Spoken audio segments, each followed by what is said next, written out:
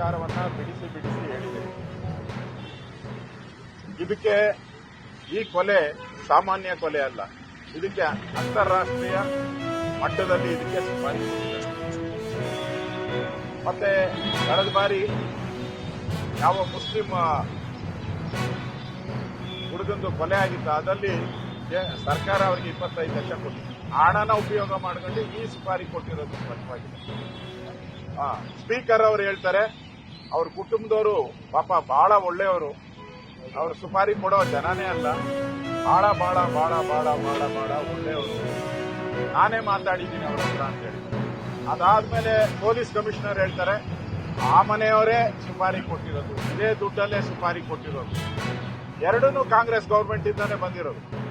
Commissioner police ಹೇಳಿಕೆ, speaker ಹೇಳಿಕೆ. ಒಬ್ಬ ಸ್ಪೀಕರ್ ಆಗಿ ಮರ್ಡರ್ ಕೇಸ್ ಬಗ್ಗೆ ಮಾತಾಡೋ ಅವಶ್ಯಕತೆ ಏನಿದೆ? ಸ್ಪೀಕರ್ ಕಾರಣ ಬೇಕಾದಷ್ಟು ಜನ ಬಂದೋಗಿದ್ದಾರೆ, ಒಳ್ಳೊಳ್ಳೆ ಸ್ಪೀಕರ್. ಯಾರೋ ಮರ್ಡರ್ ಕೇಸ್ ಬಗ್ಗೆ ಇದುವರೆಗೂ ಮಾತಾಡಿದ ಇತಿಹಾಸನೇ ಇದೆ.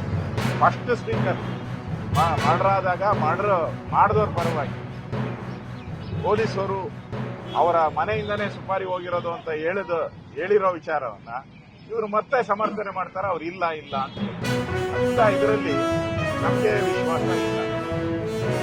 ಈ ಕರಾವಳಿ ಬೆಲ್ಟ್, ಈ ಪಾಕಿಸ್ತಾನ ಜಿಂದಾಬಾದ್, ಉಗ್ರ ಬ್ಲಾಸ್ಟ್, ಭಯೋತ್ಪಾದನಾ ಚಟುವಟಿಕೆ, ಇದಕ್ಕೆ ಕುಮ್ಮಕ್ಕು ಕೊಡುವಂತ ಹಲವಾರು ಜನ ಇಲ್ಲಿ ಇದ್ದಾರೆ. ಇವರಿಗೆ ನೇರವಾಗಿ ಪಾಕಿಸ್ತಾನದ ಬೆಂಬಲ ಇದೆ, ಗಲ್ಫ್ ಕಂಟ್ರಿಗಳ ಬೆಂಬಲ ಇದೆ. ಇದರಿಂದ ಇವತ್ತು ಕೊಲೆಗಳಾಗ್ತಾ ಇದೆ.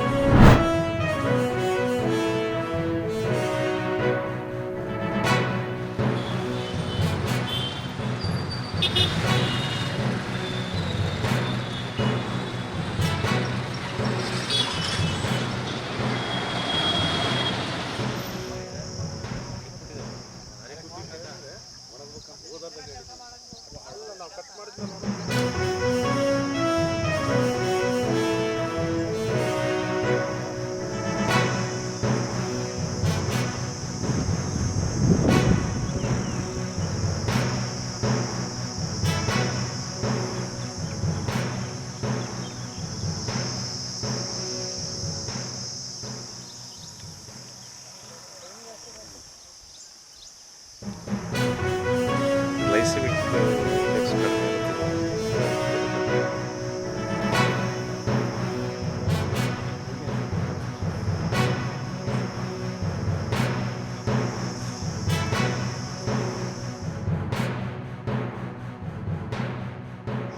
ನನ್ನ ಬೆಳೆ ಬರೋದಷ್ಟೊತ್ತಿಗೆ ಬಿಸಿಲು ಬರುತ್ತೆ, ಕಟಾವು ಹವಾಗುಣ ಸರೋಂದುತ್ತೆ ಅಂದ್ಕೊಂಡು ಬೆಳೆದಿದ್ದೀನಿ. 30 kg ಭತ್ತ ಚೆಲ್ಲಿ ಕನಿಷ್ಠ ಅಂತಂದ್ರು ಒಂದು 60ರಿಂದ 70 ಕ್ವಿಂಟಲ್ ಆಗುತ್ತೆ. ಇಳುವರಿ ಬಂದಿದೆ, ಸಮೃದ್ಧಿಯಾಗಿದೆ. ಹಂಗಾಗಿ ಯಾವುದೇ ಕ್ವಾಲಿಟಿಯಲ್ಲಿ ಏನು ಕಮ್ಮಿ ಇಲ್ಲ ಸರ್. ತುಂಬ ದೃಢವಾಗಿದ್ದಾವೆ ಕಾಳುಗಳು, ಕೂಡ ಸಮೃದ್ಧಿಯಾಗಿ ಬೆಳೆದಿದೆ.